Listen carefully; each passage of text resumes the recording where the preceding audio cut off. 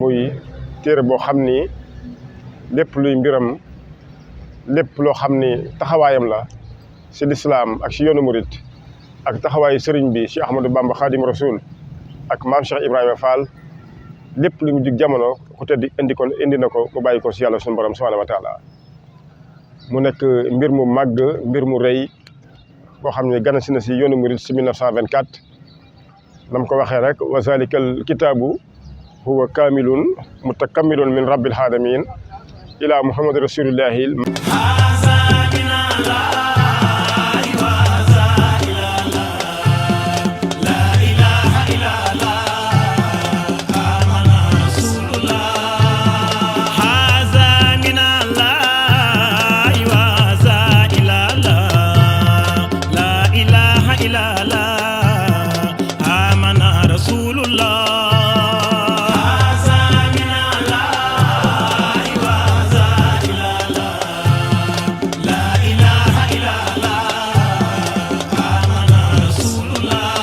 أعوذ بالله من الشيطان الرجيم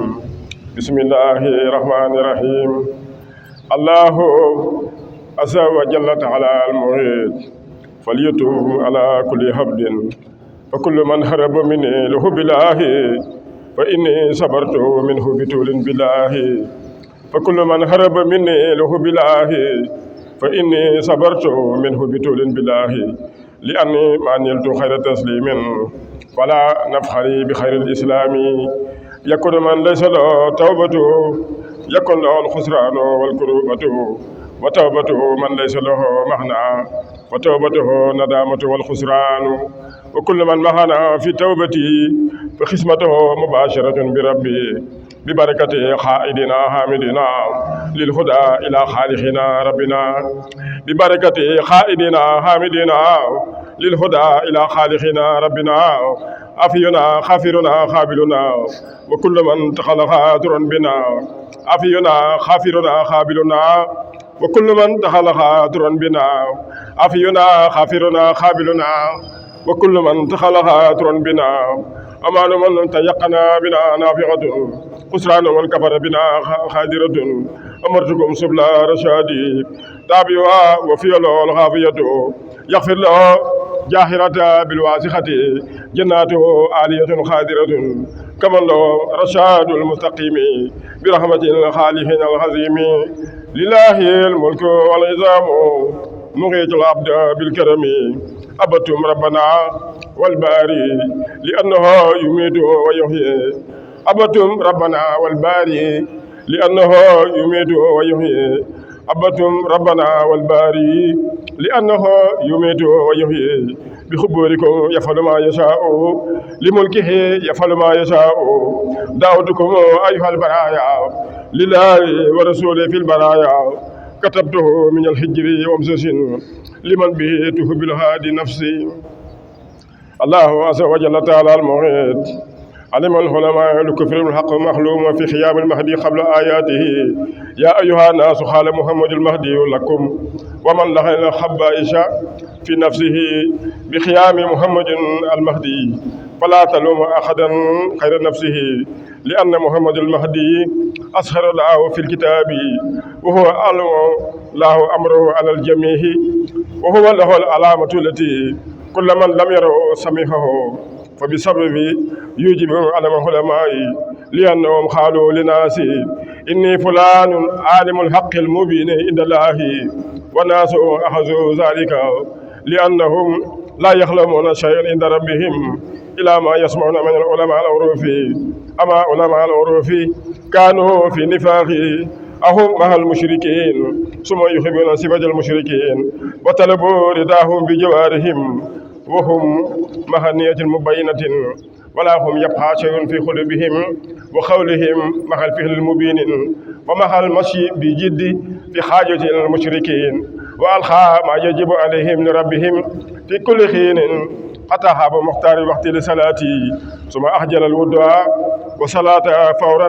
لحب رجوعه إلى كيد المشركين ولم ترى أن الفعل المنافقين والمشركين وكل من معهم نجس ولا هم يتركون ما يقولون في الناس من علم الله ويقولون في الله محبة ولا هم يحفظون جوارحهم ولا هم يجهلون أنفسهم بما كانوا يكذبون وهم يفسدون أنفسهم ويفسدون الناس بفعلهم وقولهم لأنهم كانوا مع المشركين والمنافقين وهم يقودون الناس إلى المشركين حتى يمسوا الناس ويدري فورا إلى الكافرين والمشركين لأن الناس هم جاهلون حتى لم يعرفوا شيئا إلى ما يسمعون من علمائهم لأنهم يجهلون وجاهلون عن صفة العلماء ويرجون عن العلماء لا يفسدون أنفسهم وقال المنافقون والمشركون إن الفساد للعلماء أنفسهم ونحن لا نفسد أنفسنا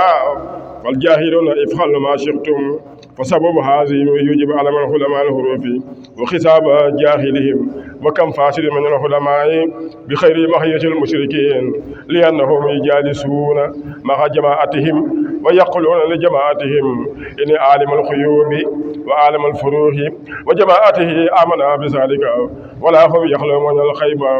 وعلمت أنفسهم أنهم بكذب مبين والناس لا يعلمون شيئا من ذلك حتى أنهم أخذوا بها حتى آتيكم الله أمر المهدي اليوم كان يوم دين لكل من يدعى بنفسه العلم في الجاهلين لأن العلم إن كان علم الحق وهم لم يكن يابا فعل الله أو يكون تكبرا أو كان حسدا وجميع هذه محرم الله على العباد ولا أنكر جميع العبادات كافرين في زمانه وأن ما قلت من هذه الأشياء في عباداته أن تفعل تحمد الباطل وكل من معك لأن الكافر والمشرك وفعل الباطل كلهم نجس ومن كان في الإسلام ولم يترك الكذب وفعل ما حرم الله وما نكر فهو نفسه بينما أنت وقبل ربك لأن محمد رسول الله المهدي يغسل ذنوبا بغسل أليم وإن لم يكن ذنوب التي عليه غسله في الدنيا إن محمد المهدي قتل ذلك بقتل أليم يا أيها قومي قوا أنفسكم عن كفر حالي أو وسط ما عندي أو قصد أمر المهدي أني وتخرجون بخيفة نصارى في دين الله يا أيها الناس فاعلموا إن لم تخرجوا بتلك الأشياء سوف تلقون ما تحبون لأنفسكم واعلموا أن كل ما أخص المرء بخير الله فصار خاسرة يا أيها قوم فاعلموا فلا لعبد رب خير الله إلى خسير والله لولا محمد رسول الله والله لولا محمد رسول الله ما خلق شيئا والله لولا محمد رسول الله ما خلق شيئا والله لولا محمد رسول الله ما خلق شيئا وإن محمد رسول الله خاتم النبيين في الدنيا وإمام المرسلين في الآخرة وإن محمد رسول الله خاتم النبيين في الدنيا وإمام المرسلين في الآخرة وإن محمد رسول الله خاتم النبيين في الدنيا وإمام المرسلين في الآخرة وإن قلت لكم هذا بفمي والقلم وأنتم تكفرون بخير شيء ولا علم ولا علامة إلا أنهم كانوا بخيفة نصارى وتكبر بعض الحسد عن بعد فعل الله وآخذون في ملك الباطل الذي لا يأتيكم شيئا سوى خسارة الدارين لأن إن قمتم بخير أن تأتوكم سوف تعلمون إن الله خلقكم لنفسه رسول الله وأختاهم محمد المهدي جميعهم بخير كيد المهدي رسول الله ولكن الله فعل ما شاء يا أيها علماء العروف فاعلموا وعلموا جاهلكم أن يوم القيامة يوم التي لا تعلمون أن الله واحد لا إله لعبد إلا الله ذي خلق السماوات والأرض ومن لم يؤمن ويأتي فستعلموا أن الله على كل شيء قدير وعلى كل عبد أخذ ما قدر الله على عبده فبأي قدر الله وقد يجب على العبد شيء سوى الحمد ومن قصد على العبد التي قدر الله الأمر كما يشاء بها ثم أباه العبد أو كفرت أو خفت صفة العبد الذي لا يعبد ربه أو من يفي الماله أو الجماعة إن محمد رسول الله لقتل ذاك في بطن جموعه ومن آمن هذه فلياتي ومن لم يؤمن فليجلس سوف تراني بلا شك وأنت مت بعد أن ترى هذه براءة فخل الله بك ما يجب ندامة لتخرج الدنيا من بخير حالي إني محمد المهدي قلت لكم الأمر كما أمرني ربي وما على الرسول إلى البلاغ المبين ومن آمن وياتي فله العافية في الدنيا والآخرة ومن آمن وياتي فله الخافية في الدنيا والآخرة ومن آمن وياتي فله الخافية في الدنيا والآخرة ومن لم يؤمن حتى لم تاتي فخلا نفسه وأنت جالس حتى ترى مسيرك ولكن أنت عليك أن رب السماوات والأرض خاجر الأمور وهو يفعل ما يشاء كما يريد ولا كيد لحد بقدر الله ومن علم ذلك قبلها إن أنت فعلت الخسارة بعد علمك فلنفسك يا أيها قوم فاعلموا كل من كان ضيف الله في بلد ما أنت لم تولد بها وليس لك إخوة فيها ولا أنت تنال الأخبار في جمه بلادها إلا من مهاك لله ثم فعل ما شئته وقلت ما لم يحب أحد في عدوك وأنت علمت كل من لم يكن مهاك لم يحب منك شيئا ولا يجيب منك ترك ما قلت في الناس وذلك كفى علامة في جميع الدنيا الله عز وجل تعالى المهيد فمن محمد المهدي بالهدى وإن قلت لجميع أهل الدنيا إنها لي وشأني شيء عظيم في الدنيا والآخرة ومن كفر فليعلم أن من كفر الحق والله أن من كفر الحق الله عز وجل تعالى المهيد فمن محمد المهدي بالهدى وإن قلت لجميع أهل الدنيا إنها لي وشأني شيء عظيم في الدنيا والآخرة ومن كفر فليعلم أن من كفر الحق من الله تعالى هو الداخل من الكاذبين ومن أخذ الكذب حتى مات دخل النار وهو ظالم لنفسه إنني محمد رسول الله قلت لكم ومن كفرني ويأخذ خير الله تعالى فهو من الخاسرين في الدنيا والآخرة أيها الكفار فاعلموا أن كفركم وإباءكم لم يجب ترك الله ما قدر الله في عبده ومن كفرني فليطلب رسول خير رسول الله لأن الله تعالى جعل شخص محمد المهدي رسول الله والله لا يخلف الميعاد وخلق الله وخلائق بعد قادر وذلك زمان وجد شخص محمد رسول الله وهو خاتم النبيين في الدنيا وإمام المرسلين في الآخرة وهذه لم يكن بكيد ولا دواء ولا سل خروفا ولكن قدر القادر عزيز الجبار كما شاء وهو الله رب الخلائق وأرسل محمد عبد الله النبي الهدى المهدي في خير الرجال ينقي بسم الله الرحمن الرحيم إذا جاء نصر الله والفتح ورأيت الناس يدخلون في دين الله أفواجا فسبح بحمد ربك واستغفره إنه كان توابا اللهم يا ربي أجعلنا منه صحيحا مبينا دائما إلى الجنة وهب لنا منه عاشقا سجدا ججدا وحبله من قوة وولدان مؤمنا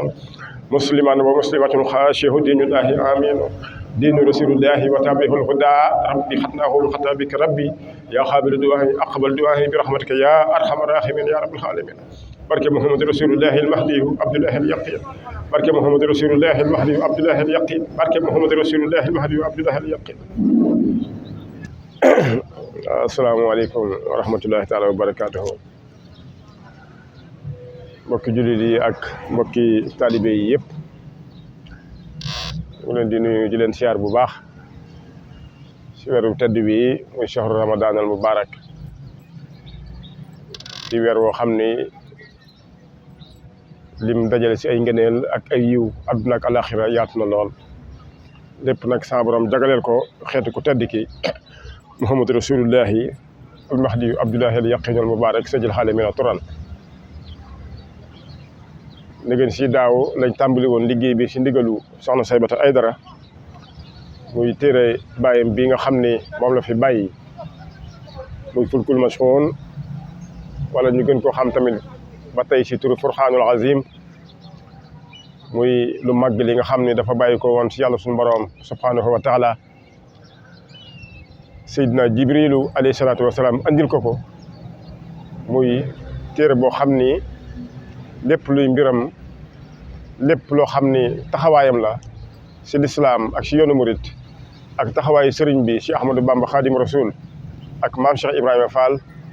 lépp lu mu jig jamono ku tedd indi na ko mu bàyyi ko si yàlla suñu borom subhanahu wa taala mu nekk mbir mu màgg mbir mu rëy boo xam ne gana si na si yoonu murit si 1924 nam ko waxee rek wa zalikal kitaabu huwa kaamilun mutakamilun min rabbil alamin ila muhammad rasulillahi mahdi yi lil xaalamin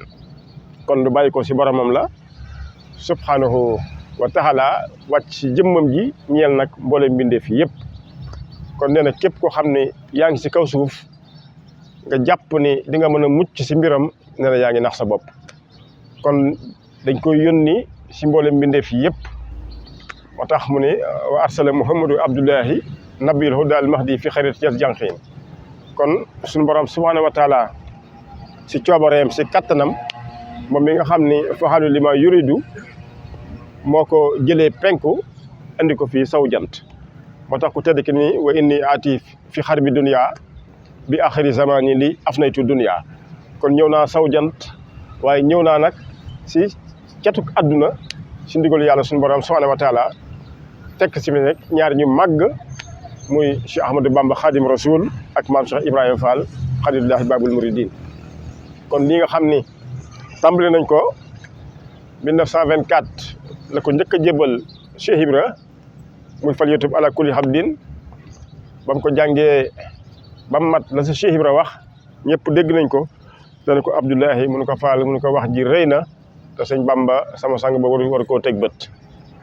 si la ñu nañ si la suullu xasida gi bañ ko suullee nag sa borom daal di dogal balaa bu mag daal di wàcc bi balaa bi wàccee faat lu bëri maam Cheikh woo ko ba mu ñëw ne ko Abdoulahi mun ko Fall mun ko li nga suul lumu mun ko mag kenn du ko wax la ba noppi di ko suulloo mun ko muñal sëñ Bamba dese na ko ñetti at bi sëriñ bi ñibbee Touba si wam sa Chine nag su la ko woon a jox ko ndigal ni ko waxal wax jot na waaw moo tax mu ne xaalal yaqinu min rabbihi ala xawmihi ayyuha ali zaman faxlamoo inni Abdoulahi al yaqinul mubarakul mahdi inni muhammadu rasulillahi inni saahibukum inni xaatimu nabiina fi dunia wa imaamul mursalina fi laaxirati waaye loolu lépp mu lalee ko nag wama ala rasuli ilal balaahul mubiinu kon mbiram nekk na loo xam ni lu rëy la lu màgg la la mu wax ni inni daawatukum fi ma baxda Bamba woo naa mboolem mbindeef yëpp ginnaaw bi nga xam ne sëriñ bi ñëw na ba dem waaye loolu lépp si ndigal yàlla suñu borom subhanahu wa taala kon fulkul mashxoon door nañ ko incha allah si bis bu njëkk bii si shahru ramadan si barab bu màgg bii barab bu tedd bii nga xam ni si lañ fas yéene nag di ko dundale weeru koor wi si waxam ju tedd ji nga xam ni amul lu ko gën adduna amul lu ko gën alaxira ndax Muhammadu Abdullahi al Yaqin dafa wax ne ñetti wax ñoo gën adduna ak alaxira tudd na alquranul karim wax yàlla suñu borom subhanahu wa taala tudd na fulkul mashxoon muy téeréem bu màgg bii bàyyi ko si yàlla wàcc fi moom waaye tudd na matxu rasulullahi bi xatti Cheikh Ahmadou Bamba muy xasaay di Sëñ Tuubaa yi ne kon ñetti wax yi di alxuraan fulkul mashxoon ak xaside yi duñ taqali ko ak jëmmam bu mukk moo tax mu ne wa ka annaha laa tujaawi shaxsi abadan kon mooy sababu soxna Saybata Aydara yàlla sama borom doolu ko fee bàyyi jox ñu ndigal ni waxam ju tedd ji nañ koy biral saa su nekk diirub weeru koor bi ndax njariñ la adduna ak alaxira te borom barab bi dafa waxoon ni bu fekkoon ñëwoon naa daaru dunya ba dem te waxuma su boobaa neen di ngeen gis si musiba bu màgg dina wàcc saw jant mu ne kon na ngeen sant yàlla si sama ñàkk a noppi ndax wax naa ngeen dégg doyatul ma jëf ngeen gis doyatul ñu bind bàyyi fi donte ummiyu la nekkul koo xam dafa jël xalimaam doon bind ndax lii Seydina Jibril bu dikkee da koy wax yu comme ni alxuraan wàccee woon si moom fi tarixil awali noonu la fulkul mashxoon wàccaate si moom fi tarixil shaani yi moo tax mu ne li ànd muhammadan rasulullahi fi tarixil awali loxo milatu Ibrahim loolu tamit mooy sabab mu jaaraat si Cheikh Ibra muy yoonu Baye Fall bi nga xam ni sama borom moo ko si jaarale fekk yoonu mu njëkk tamit nee na moom la toppoon ama antum lam taraw kayfa bi shaxsi bi tibaahi jaddina Ibrahima bi awalin xataalaana walam tafsir segoon bi haal yi xanaa gis leen woon sama jëmm ji ni mu toppe woon sama maam Seydina Ibrahima sa bu njëkk te topp gi ma koy topp tamit bàyyi mboolem ibadaat yi yàqul dara si sama mbir ginnaaw bi sama borom def na ma nekk Muhammadu Rasulullahi ba faw moo tax mu ne wa jaxle ni Muhammadu Rasulullahi xaa imun baxda jaddi abadan wasalaamu aleykum wa rahmatullahi taala wa barakaatu.